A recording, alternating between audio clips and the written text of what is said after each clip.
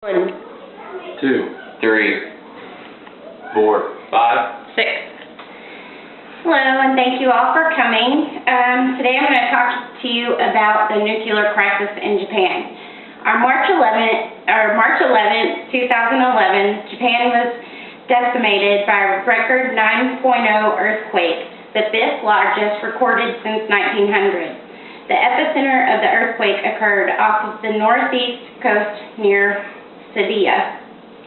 When the tectonic plates shift, one was shoved underneath the other.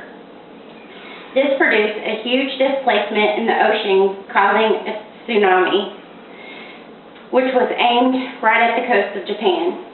The tsunami rushing across Japan destroyed and damaged everything in its path. Fires began to break out across the affected areas.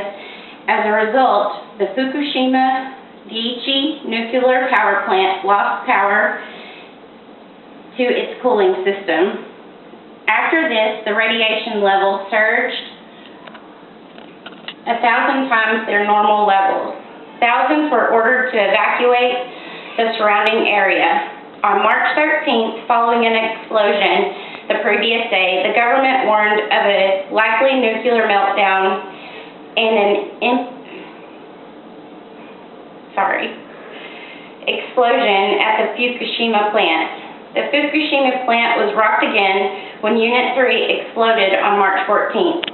The explosion left the uranium fuel rods completely exposed, thereby increasing the likelihood of a nuclear meltdown. The following day, Unit 2 exploded and Unit 4 caught on fire. The Japanese Utility Commission continually fought meltdown conditions at the Fukushima plant.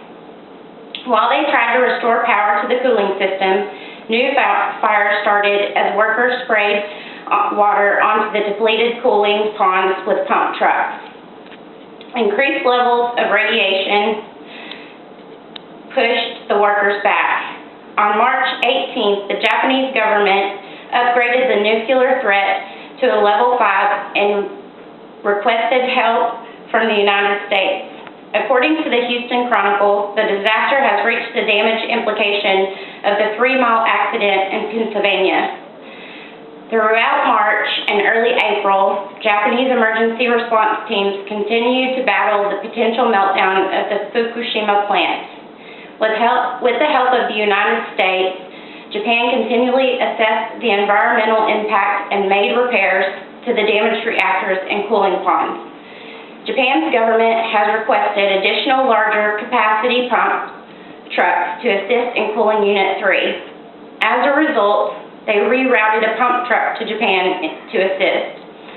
The Japanese have also ordered 2 additional remote-controlled, retrofitted concrete pump trucks scheduled to depart from Los Angeles and Atlanta.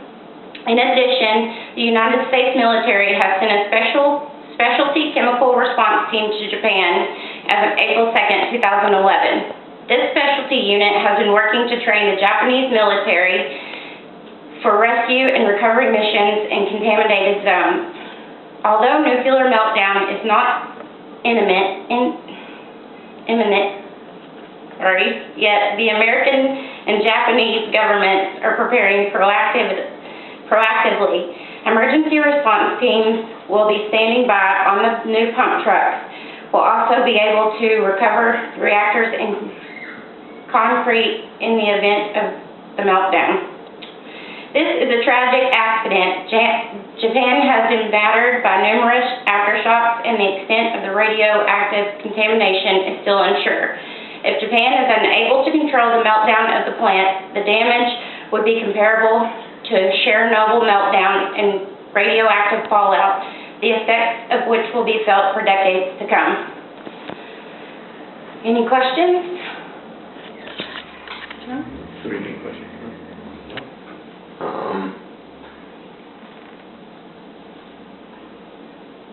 Has there been any signs of a meltdown recently? No idea. That would have to be something that I would look into. I don't know. Is there? I don't think so. Okay.